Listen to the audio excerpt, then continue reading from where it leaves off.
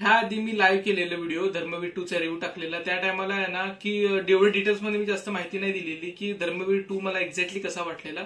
फक्त तुम्ही तो जाऊन रिव्ह्यू बघू शकता. पण आता मी ह्या व्हिडिओमध्ये एक्झॅक्टली डिटेल मध्ये सांगणार आहे की नक्की धर्मवीर तुम्ही बघायला पाहिजे की नाही बघायला पाहिजे त्यामध्ये. तर नमस्कार, मी तुमच्या सगळ्यांचं स्वागत करतो नीरज गायकवाड मूवी रिव्ह्यू चॅनलमध्ये. तर आपण टॉपिक वरती येऊया की धर्मवीर 2 पिक्चरची स्टार्टिंग खूप चांगली झाली आणि याला फर्स्ट हाफ खूप चांगला होता पिक्चरचा. आणि दिघे साहेबांबद्दल खूप काही गोष्टी आपल्याला माहिती पण नव्हत्या. खूप काही गोष्टी फर्स्ट पार्ट मध्ये दाखवल्या नाहीये, त्यावर सेकंड पार्ट मध्ये दाखवल्या दिघे साहेबांच्या गोष्टी. तर त्यामुळे मला खूप जास्त माहिती पडलं दिघे साहेबांबद्दल की आम्हाला आधी काय काय गोष्टी माहिती नव्हत्या दिघे साहेबांबद्दल.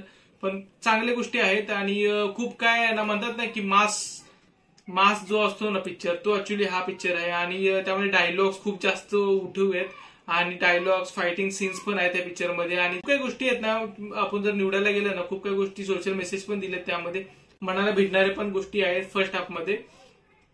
ओके मी तुम्हाला सांगतो फर्स्ट हाफच का, कारण की ना फर्स्ट हाफ पूर्णपणे ना दिघे साहेबांचा पिक्चर आहे. सेकंड हाफ जो आहे तो आहे एकनाथ शिंदे साहेबांवरती. आणि मला असं वाटलं की जर तुम्हाला जर पिक्चर बनवायचं आहे ना एकनाथ शिंदे साहेबांवरती, तर मग पूर्ण पिक्चर बनवा ना.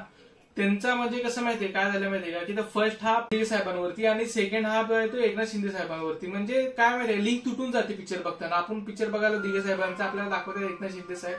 तर त्यामुळे ना थोडंसं बॅलन्स खूप इनबिल होतो की ठीक आहे त्यांचं स्ट्रगल दाखवलं. सेकंड असं पण नाही म्हणत की काय अननेसेसरी भाग दाखवला, पण सेकंड हाफ मध्ये शिंदे साहेबांचा जो स्ट्रगल दाखवला, जेव्हा दिघे साहेब जातात तेव्हा त्यांनी काय काय स्ट्रगल केलं, कोविडमध्ये पण त्यांनी काय काय गोष्टी केल्यात ज्यांनी जनतेला खूप मदत भेटली आणि खूप काही गोष्टी आहेत त्यामध्ये.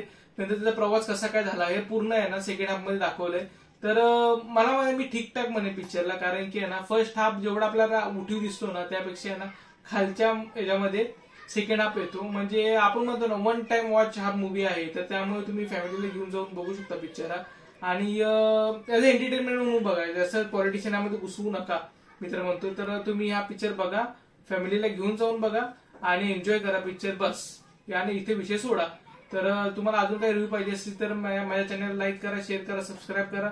भेटू आपण एका नवीन व्हिडिओ मध्ये. तोपर्यंत बाय.